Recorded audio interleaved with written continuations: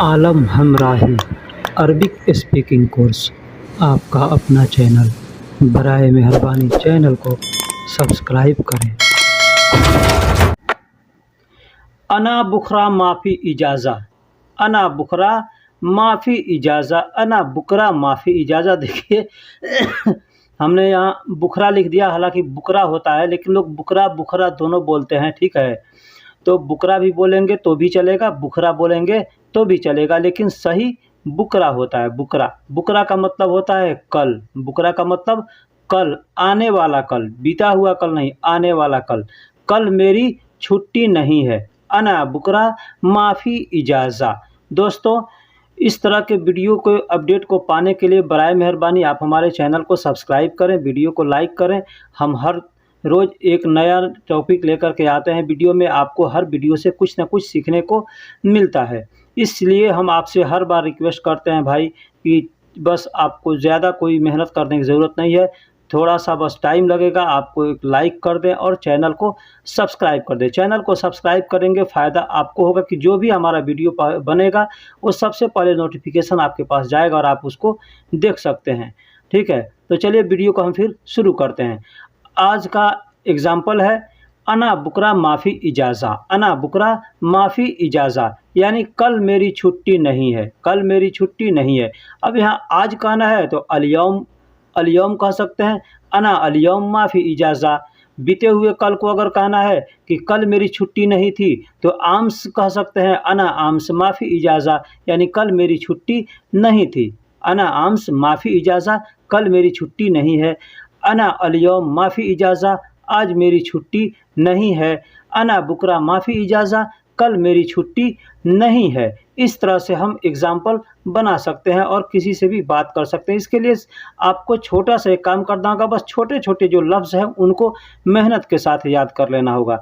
ठीक है, बुकरा सवा सवा, बुकरा सवा सवा इमसी, बुकरा सवा सवा इमसी। देखिए हमने यहाँ सवा सवा लिखा है, इसलिए लोग सवा सवा भी बोलते हैं और सवा सवा भी बोलते हैं, लेकिन होता सवा सवा है।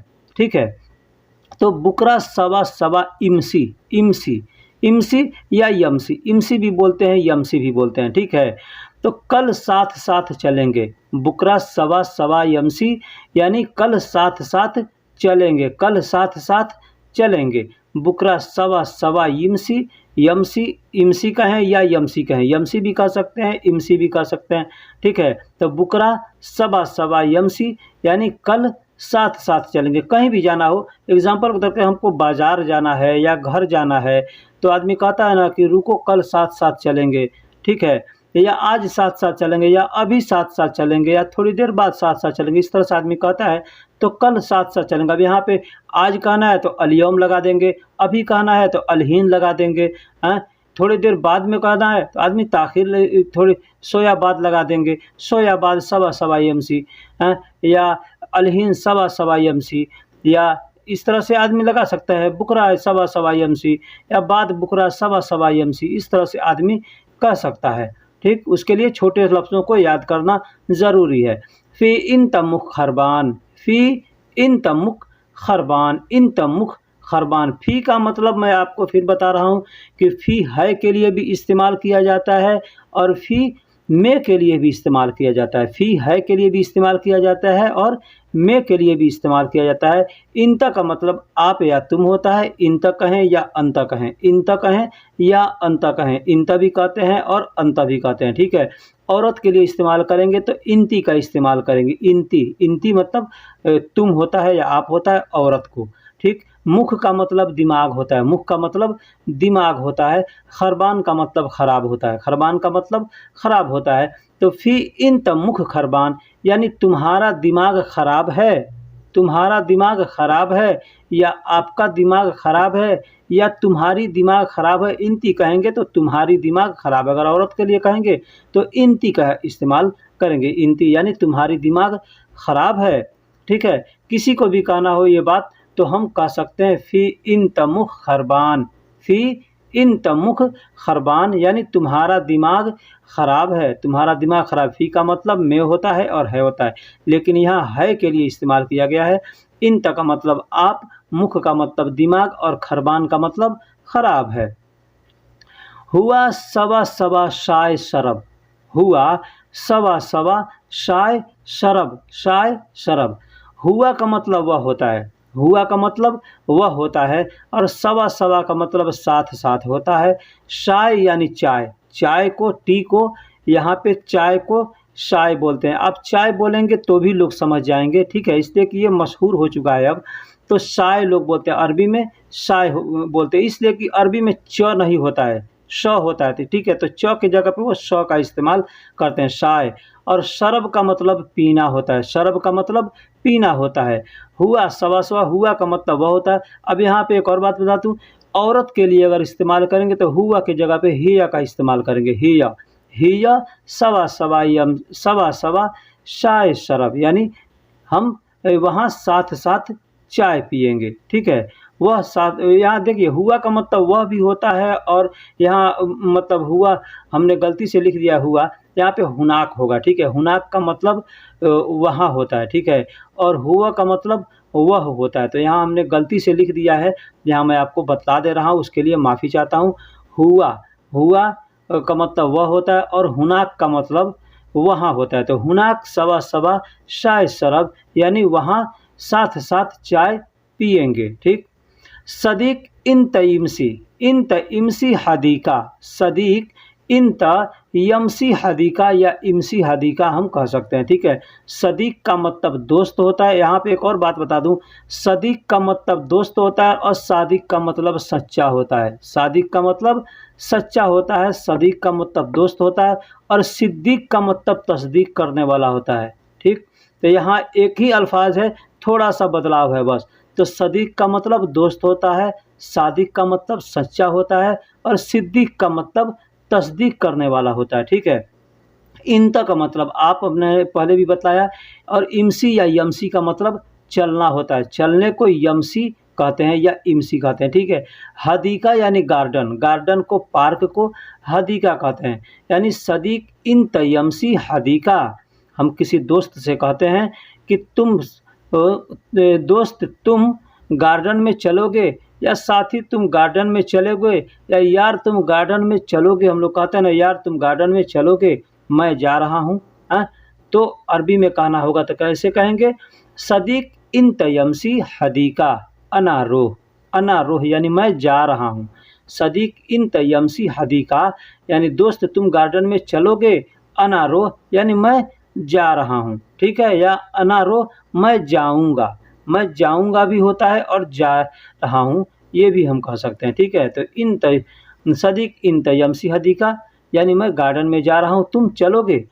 अना असन मा इजाज़ा हसल, अना असन, अना असन मा इजाज़ा हसल, मा इजाज़ा हसल। अना का मतलब मुझे, अना का मतलब मुझे, असन का मतलब इसलिए, असन का मतलब इसलिए, माँ का मतलब नहीं होता है, माँ का मतलब नहीं होता है। इजाज़ा का मतलब छुट्टी होता है, इजाज़ा का मतलब छुट्टी। देखिए हम लोग इजाज़त कहते हैं, हिंदी में कहते हैं इजाज़त, मतलब किसी से कहीं जाना हो तो हम कहते हैं इजाज़त, इजाज़त देते हैं। तो वो इजाज़त नहीं है, इजाज़ा, इजाज़ा, इजाज़ा का मतलब छुट्टी होता है। और हस्सल का मतलब मिलना होता है, हस्सल का मतलब मिलना होता है। कुछ भी हमको मिल गया तो हस्सल, मिलेगी तो हस्सल, मिला है हस्सल, है ना, मिल जाएगा हस्सल, इस तरह से हम कहते हैं, ठीक है। अरबी में हस्सल को कई तरीके से इस्तेमाल करते हैं, जैसे इंता का मतलब तुम, आप, तुम्हारा, तुम्हारी, इस तरह से कहते हैं। उसी तरह से हस्सल मिलेगी, मिलेगा, मिला है, मिलेगा,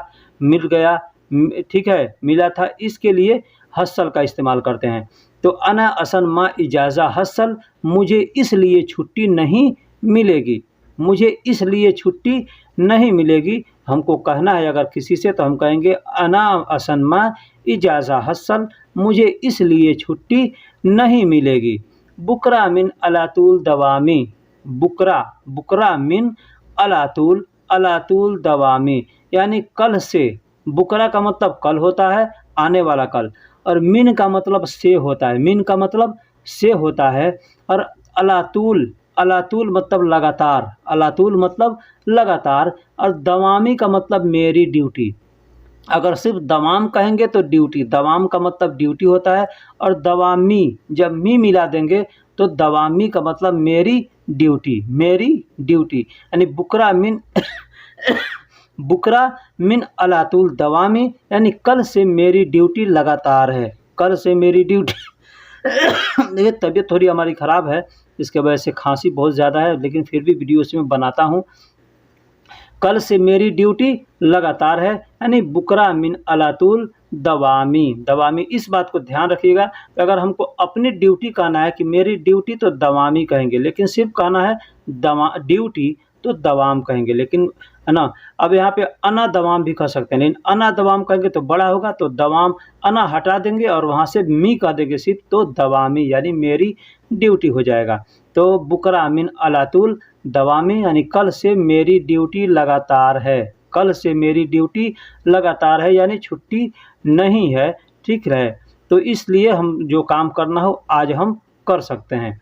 ला अलियौम फ़ी दवामी, या कहना हो ला अलियौम फ़ी दवामी यानी नहीं आज मेरी ड्यूटी है, नहीं आदमी कहता है नहीं आज मेरी ड्यूटी, कोई कहता है कि आपकी ड्यूटी है, तो आदमी कहता है नहीं आज मेरी ड्यूटी है, नहीं आज मेरी ड्यूटी है। कोई कहता है आपकी ड्यूटी है या छुट्टी है, आदमी कह देता है कि नहीं आज मेरी ड्यूटी है, ठीक है। तो ला यानी नहीं आज मेरी ड्यूटी है, आज मेरी ड्यूटी है। अगर हमको कहना है आज मेरी ड्यूटी है, सिर्फ कहना है, तो आप ला हटा देंगे, कहेंगे अलियौम फ़ी दवामी यानी आज मेरी ड्यूटी है। और आदमी ऐसे कहता है नहीं आज मेरी ड्यूटी है, आज मेरी ड्यूटी है। कोई कहता है आप आज आपकी छुट्टी है, आदमी कहता है नहीं आज मेरी ड्यूटी है। तो यहाँ पे हम कह सकते हैं ला अलियौम फ़ी दवामी नहीं आज मेरी ड्यूटी है। बोलने का भी एक सलीका होता है कि किस तरह से आदमी बोलता है ना, तो उसके ऊपर भी तर्जुमा बदलता रहता है, ठीक है। और एक होता है सस्पेंस के तौर पे कि आदमी क्या बोल रहा है, वो बात पूरी समझ में नहीं आती है, ठीक है। तो उसमें भी ये तर्जुमा बदलते रहता है, वहाँ पे भी अल्फाजों को क्या और कहाँ कैसे इस्तेमाल करना है, ये सब अलग अलग तरीका होता है, ठीक है। तो ला अलियौम फ़ी दवामी यानी नहीं आज मेरी ड्यूटी है, आज मेरी ड्यूटी है। या नहीं कहना है तो अलियौम फ़ी दवामी यानी आज मेरी ड्यूटी है। अलहीन अनारो हदीका, अलहीन अनारो हदीका, अलहीन अनारो हदीका यानी अभी मैं गार्डन में जा रहा हूँ, अभी मैं गार्डन में जा रहा हूँ। देखिए ये इसका तर्जुमा दो हो सकता है, अलहीन अनारो हदीका यानी अभी मैं गार्डन में जा रहा हूँ, या अब मैं गार्डन में जाऊँगा, ठीक है, या अभी मैं गार्डन में जाऊँगा, ठीक है। जाऊँगा भी हो सकता है और जा रहा भी हो सकता है। तो ये सिचुएशन के तौर पे आदमी तर्जुमा करता है, समझता है, ठीक है, कि हम जा रहा हूँ यानी तैयार है, आदमी जा रहा है तो मतलब जा रहा है, अगर रास्ते में है तो जा रहा है, और रूम पर है और तो तब किसी से कहता है तो मतलब अभी मैं जाऊँगा, तो इसका मतलब अभी मैं जाऊँगा। लेकिन रूम से निकल गया है, घर से निकल गया, रास्ते में है, इसका मतलब जा रहा है, ठीक है। तो अलहीन, अब एक और आपको बात बता दूं, अलहीन के जगह पे आप अल-आन भी लगा सकते हैं। अल-आन का मतलब भी अब या अभी होता है, और अलहीन का मतलब भी अब या अभी होता है, ठीक है। अब अभी अलहीन जैसे है अलहीन, तो अलहीन का मतलब अब भी होता है और अभी भी होता है। जैसे हमको अभी कोई काम करना है तो कहेंगे अलहीन अना शुगुल यानी अभी मैं काम करूँगा, ठीक है। अलहीन अना शुगुल सवी यानी अभी मैं काम करूँगा, या अब मैं काम कर रहा हूँ, अब मैं काम कर, अभी यहाँ पे हो गया अलहीन अना रो हदीका, अभी मैं गार्डन में जा रहा हूँ, ठीक है। या अब मैं गार्डन में जाऊँगा, अब मैं गार्डन में जाऊँगा, इसका तर्जुमा अब भी हो सकता है, अब मैं गार्डन में जाऊँगा, इस तरह भी कह सकते हैं। या अभी मैं गार्डन में जा रहा हूँ, या अब मैं जाऊँगा, या अब मैं जाने वाला हूँ, इस तरह भी इसका तर्जुमा हो सकता है। फ़ी अल-यौम अना इजाज़ा, फ़ी अल-यौम अना इजाज़ा आज मेरी छुट्टी है आज मेरी छुट्टी है। फ़ी का मतलब है भी होता है और में भी होता है, फ़ी का मतलब है भी होता है और में भी होता है। तो अल-यौम का मतलब आज होता है, अल-यौम का मतलब आज होता है, अना का मतलब मेरा या मेरी, इजाज़ा का मतलब छुट्टी, इजाज़ा का मतलब छुट्टी। तो फ़ी अल-यौम अना इजाज़ा आज मेरी छुट्टी है, ठीक है। अभी एक फ़ी का मतलब में कैसे होगा, जैसे आदमी आता है, कोई पूछता है कि वो फलां आदमी है, या आपका भाई है, या मोहम्मद है, इस तरह अहमद है, इस तरह से आदमी कहता है तो आदमी कह देता रहता है फ़ी गुरफ़ा, फ़ी गुरफ़ा यानी रूम में है, फ़ी गुरफ़ा यानी रूम में है, या फ़ी महल यानी दुकान में है, फ़ी सय्यारा यानी गाड़ी में है, ठीक है। तो इस तरह से गाड़ी में है आप कहें या गाड़ी में, सिर्फ रूम में आदमी कोई पूछ रहा है कहाँ है, आदमी कहता है फ़ी गुरफ़ा यानी रूम में है, या फ़ी सय्यारा यानी गाड़ी में। तो इसका मतलब ये भी होता है, ठीक है। तो फ़ी का मतलब में भी होता है और है भी होता है। तो अल-यौम अना इजाज़ा, फ़ी अल-यौम अना इजाज़ा यानी आज मेरी छुट्टी है। अगर कहना है आज मेरी छुट्टी नहीं है तो आदमी वहाँ कहेगा फ़ी अल-यौम मा अना इजाज़ा, फ़ी अल-यौम मा फ़ी अना इजाज़ा या मा अना इजाज़ा भी हम कह सकते हैं, यानी आज मेरी छुट्टी नहीं है, लेकिन छुट्टी है तो फ़ी अल-यौम अना इजाज़ा, अना इजाज़ा। दोस्तों मैं फिर आपको एक बार कहता हूँ कि थोड़ा हमारा वीडियो का लेंथ लंबा इसलिए होता है कि उसमें समझाने में और बताने में आसानी होती है। हम अच्छे से बताएँगे, समझाएँगे, एक-एक हर्फ़ का हर मतलब तभी आपको समझ में अच्छे से आएगा, ठीक है। इसलिए थोड़ी मेरी वीडियो का लेंथ लंबा होता है। बहुत से भाई हैं कमेंट करते हैं कि आपका वीडियो बहुत लंबा होता है, ठीक है। तो जो लंबा होता है तो मेरे कहने का मतलब है कि जो वीडियो लंबा होता है, अच्छे से समझाया जाता है, उसी में हमको समझने को अच्छा से मिलता है। हम छोटा वीडियो देखेंगे, समझ में नहीं आएगा, बार-बार देखेंगे फिर भी समझ में नहीं आएगा, तो क्या फ़ायदा है। तो चलिए दोस्तों फिर मिलते हैं किसी अगले वीडियो में, तब तक के लिए खुदा हाफ़िज़। आप अपना ख़याल रखें।